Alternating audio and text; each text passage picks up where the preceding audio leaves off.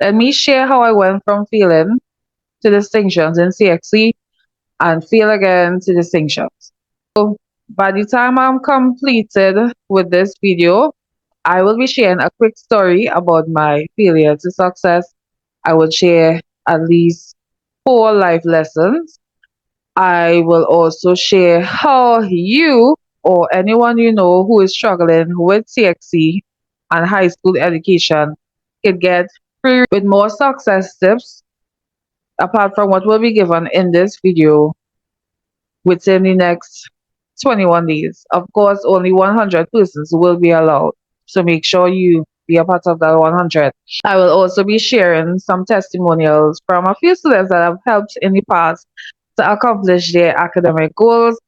And finally, 3 steps on how I went from failure to success that you could follow in that order to start seeing that transformation in your academic life and studies. So, quick story. I used to fail. I used to get an F overall in my test every single end of term, at least I believe from standard 1. Now, there's a time in my life when my teacher used to tell my mother, Michelle sits and does nothing. And yeah, that was true. Now, a small group of my family members will laugh at me every end of term when they heard I got an F. My teacher told me around the beginning of my last term in Standard 3, I will have to repeat Standard 3 if I fail again at the end of that term. I told my grandmother about it, and because I did not want to repeat an entire year, of course not. She was a pastor at that time while she was still alive, who had a very strong, close relationship with God. And she prayed for me, and she prayed through to God through Jesus Christ, and God answered her. And I went from an F to a D the end of that term, the same term that that teacher said he will have caused me to have to repeat.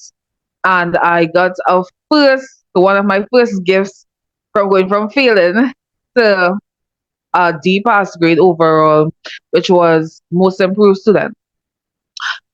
At my primary school graduation, which was Shannon Presbyterian School back in 2006, when I graduated, I will have received the award for the most improved students because at that point I would have gone now from an F to a B. After being in lessons for mathematics for a few years, my mathematics grade in particular, by the time I was in Form 2, was 98, 99, 100. It was always around those 3 all the way up until I graduated from Form 5 after writing CXC in 2011. After CXC or CSEC results came out, I got all of my subjects with 2 distinctions. So one of the distinctions I got was in principles of accounts, and the other distinction was in mathematics. So this is the award that I got for passing all 6 subjects. I also topped my school by getting the highest mathematics grade and distinction in CSEC in 2011. This is the award that I got for that recognition. In 2012, I passed 3 of my 4 subjects at CAPE or CSEC CAPE, CXC CAPE examinations. Now, this was the first time I have gone back into the realm of failing, and worse yet, failed at a major exam. In 2013, I was not going to write Unit 2 of CAPE because I encountered some problems that I was experiencing for a couple of months that led me to stay away from the first term of Upper 6, which was Unit 2 CAPE, for almost 2 entire months. So I missed out a lot of work. But a few of my teachers who believed in me and saw my previous success, they told me even though the deadline would have passed and my teacher did not register me to write the exams, they begged me to write the CAPE exams, and I was hesitant because I knew like I wouldn't have been ready. But then I decided to do it because of them. I was like, okay, let me see if I could study a little thing. But after I wrote two of the four exams I was supposed to write, and they paid for me to write it. I failed. So in CAPE of 2013, CXC CAPE, I failed those two subjects that I attempted. So then I took 5 years away from school because my main dependent died, the person who was mainly financing us, one of my siblings, and I died, and I started to work. Between 2018 to 2020, I was able to redo the three CAPE subjects that I failed. So just now I mentioned that the first year in CAPE, I failed one of my subjects. So I got 3 out of 4 of them I passed. And then the second year, I was not going to write anything because of how I missed school.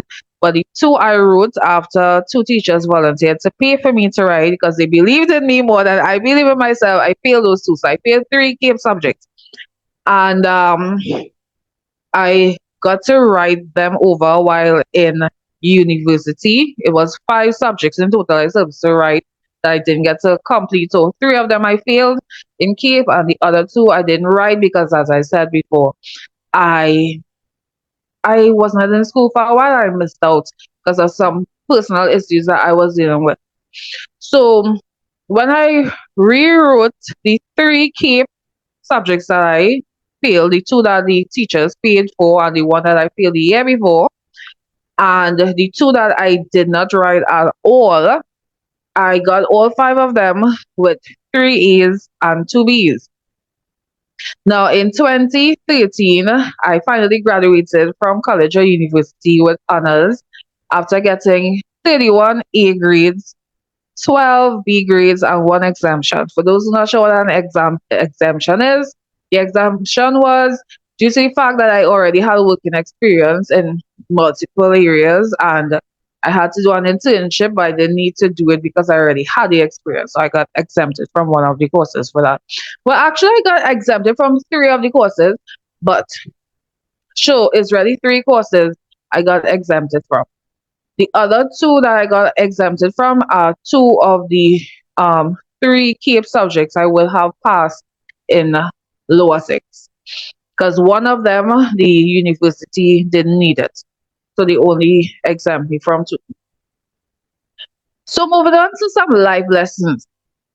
4 errors that students make that lead to failure or things that they don't understand. I personally believe that in everything you want to put God first, acknowledge Him, and He will direct your path. Why am I saying this? Well, I mentioned earlier on my grandmother prayed for me. She put God in the middle of things, and that's where my situation changed. Now, after she died, and then I went on to university, I didn't have as much support, but um, I knew God, and I grew up under her and my mother and so forth. I grew up in a way that I knew and understand what God is able to do. I've seen Him work through them, through in my life, and all kind of different ways. And I understood that when I don't know something, He knows, and I ask Him for direction. You all will hear a little bit more about that before this video ends. In addition to that, is failure is not the end of the world. I believe that it is only a lesson learned so that you can do better the next time. Now, some people see failure as, oh, I feel like I can't do this again. Some people just go the extent to want to take their lives. It's not worth it. You can try again, and do better than you did the time before, right? In addition to that, another life lesson is giving up is not an option. Most of you all probably heard this already. And I believe that success is right around the corner. Success is always going to be around the corner as long as you make the adjustments that you need to make in order to see these successes and obtain the successes. The fourth life lesson is some of you all seen it right on the screen right there. Success is a must. Yes. Success is a must. That's my mentality over the last probably 6 years now or a little less. Success is a must. Why? If you want academic success as badly as you want to breathe, you will have it. Therefore, success have to be a must. It cannot be a maybe. I don't know. Probably no, no, no, no. You have to want it as bad as you need to breathe to live, and that's what the kind of mentality that I would have developed to help me obtain success in my academia or educational venture. And some of these same things I passed on and used while I was teaching and still teach students to help them obtain academic success. So, how you could be one of 100 persons to get more success tips for your high school education for free. But it's only going to be free within the next 21 days, starting from now. Click the link below or comment school success, and I, or depending on where you message, one of my assistants will inbox you on how you could go about getting a free copy of how to prepare for CXC success in a secondary school. So it's 4 more additional tips, and there may be some more the advice here and there. It will be available in ebook for those who like to read, or audio where you can listen. So you want to choose which form you prefer to digest that information in. So be one of the first 100 persons to get a copy. The intended deadline is Saturday 13th of July 2024 at 9 p.m. That you all could comment or sign up to get this free copy. That deadline may change depending on whether we obtain or get the 100 persons before the deadline or after. So don't take chances. Just make sure and sign up or comment, and you get more information. So here are some of my previous students that I have taught, some of them for a couple of years, some of them for some months, etc. And I've helped a number of them obtain their academic goals at the Answer of Succeeders Academy, formerly known as Private Tutors Academy.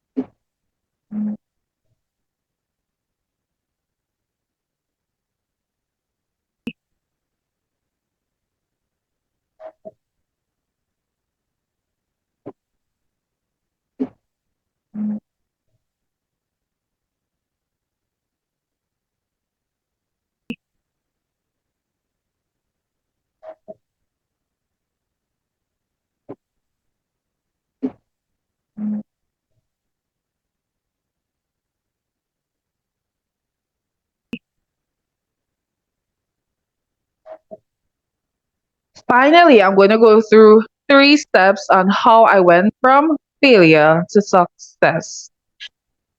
First and foremost, I prayed to God through Jesus Christ for direction, and He directed me on what to do because I was not sure how to go about doing this thing, because it's the workload that I had was more than I've ever had before in my educational journey. So I was able to learn how to manage my activities, and some of you all who know about me or in my classes or past students are aware of the time/activity management workshop that I usually have with students who want to accomplish more, pass their subjects, and manage their time and get more done. So it's the same thing that I did, that I am now teaching and training other young people and students to be able to manage their activities so they can make the most out of their times and see success, not just in their academics, but in other areas of their life. So, step one, be clear about your goals, your high school grades. For example, there are persons who will say, I want to pass versus I want distinctions. Come on. We don't know what a pass grade is. A pass grade without a very clear, a desire for a pass grade without a very clear, let's say number to it, you wouldn't get no pass grade. It may sound crazy. You need to be specific. Like take it in real life, right? If it is you going out, would you say are going out or are going San Fernando? Which one more clear? Which one will help you get to your destination? Because if you just say going out and you don't know where you're going, you'll be going all over the place and you end up nowhere, right? Same thing, right? So be very clear on your goals. If you want a distinction, say you want distinctions. If you want one, say you want ones. If you want two, say you want twos. Don't say you want to pass. That ain't gonna work. Step two, find out how much time you will need to spend on a weekly basis to accomplish your goals. Now, these depend on what grade you want for your subjects. Different grades require different amounts of time to be spent to accomplish your goals, in addition to other factors. But you just sticking to it on the basic right now. So in other words, if you want to obtain a grade too, depending on what you know about the subject, how easy or difficult it is for you, you may need to spend anywhere between 4 to 8 hours a week. And now someone say, oh, good, I don't have that kind of time. Yes, you do. The week has a total of 168 hours. So don't come with that. Don't come with that at all. All right. While a distinction, which is like the highest grade you can get in any subject, depending on what you know and how easy or difficult the subject is for you, will require anywhere between 6 to 12 hours. Could be more, could be less, depending on the individual. So that's why you want to be very clear, step one, on what goal you want so you know how much time you need to spend. Step three, use a schedule to plan your monthly, weekly, and daily activities. This will help you to be consistent and put in the time when necessary in order to help you accomplish your goals. These are not things I just talking because I talking. These are the things that help me to get the distinctions that I mentioned before. The 31 A's, the 12 B's, etc. So it's not just talk of the tongue going on here, feeling yappy, it's no yappy feeling here. It's reality and facts. Okay, so I'm going to give you a bonus step. So make sure that you put yourself in the right environment and around the right people who will help you feel motivated as often as possible to help you accomplish your goals. Come on, we know that studies is not always fun. And in life, things that are not fun usually are important to help you accomplish different goals, financial goals, etc. in life, because that's the main reason why most of you are being educated, because you want to get into a particular career, right? So that is very important. Let me tell you all why. I remember when I was still struggling sometimes with procrastination, feeling, like it's me alone. I would either go to the library or go to the computer lab in school around students who were taking their work serious. I wasn't communicating with a number of them because I didn't know them, or I wasn't trying to look for friends really. Because I was in the environment where I'm seeing others reading, studying, and taking their work serious, it pushed and encouraged me to do the same.